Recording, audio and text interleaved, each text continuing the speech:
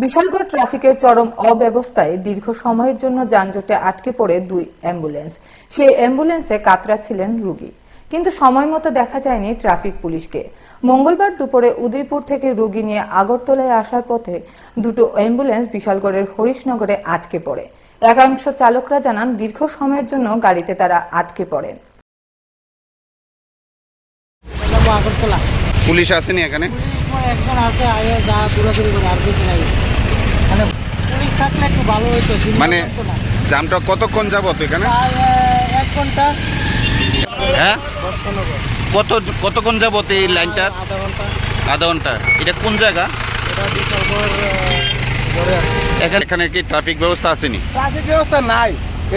এদিকে যদি মনে করো আমি তো এদিকে লোকাল, কিন্তু ট্রাফিক ব্যবস্থা আছে না, কেন আছে। রাস্তাটা খুব সুন্দর করে দিছে, রাস্তাটা যদি সুন্দর না করতো চললো নইলে, ঠিক আছে, বাংলাদেশ রাস্তা খুব সুন্দর করে, কিন্তু মূল উদ্দেশ্যটা হলো এদিকে ট্রাফিক থামানোর দরকার। কখনো তুমি দেখছো, তুমি ক্যামেরা বন্দি করছো, 2টা অ্যাম্বুলেন্স দাঁড় রয়েছে, আমি গাড়িটা নামছি, কিন্তু নাইন মাসিরা আমি যতটুকু আমার সামর্থ্য আমি একটা কার্যকর্তা শুরু